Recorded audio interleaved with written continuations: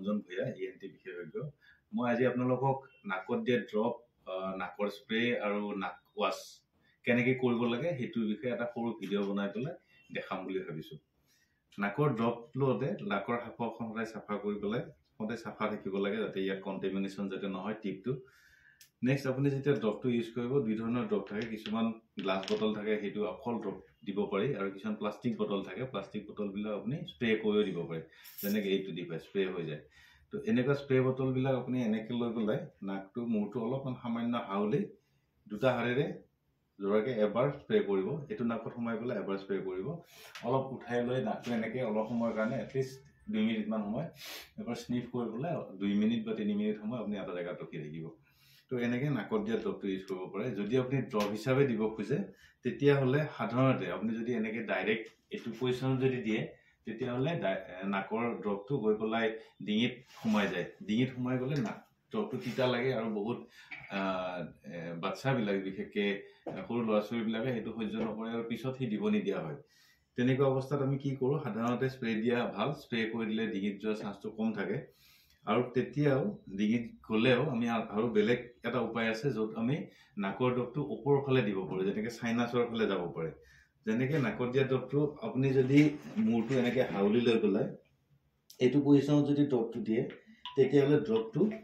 drop গৈ পেলাই নাকৰ ওপৰৰ ফালে যেটো স্প্ৰে হে থাকে সাইনাসৰ পাৰ্ট থাকে তালৈকে ড্ৰপটো গুচি যায় এক মিনিট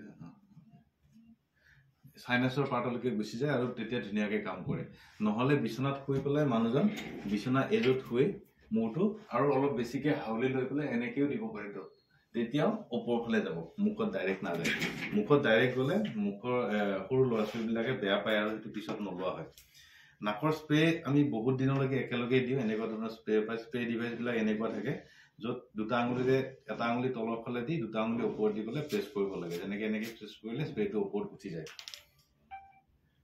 তো এটো ডিভাইস কেনেকৈ ইউজ কৰিব এটো ডিৰেকশনটো ইম্পৰ্টেন্ট ডিৰেকশন মানে আমি যেতিয়া ৰাইট নস্ট্ৰিলত দিও নাইট নাকত দিও আপুনি এইফালে ডাইৰেক্ট কৰিব নালাগে সদায় বাহিৰৰ ফালে ডিৰেক্ট কৰিবলৈ দিব লাগে অলপমান নাকৰ ভিতৰত সোমাই বাহিৰৰ ফালে ডিৰেক্ট কৰিবলৈ দিব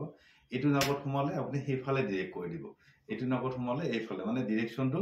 টুৱাৰ্ডছ দা আউটাৰ ওয়াল হ'ব লাগে নট টুৱাৰ্ডছ দা মিডল ওয়াল মানে পৰ্দাখনৰ ফালে থাকিব নালাগে পৰ্দাখনৰ ফালে যদি আপুনি বাহিৰে এনেকৈ স্প্ৰে কৰি থাকে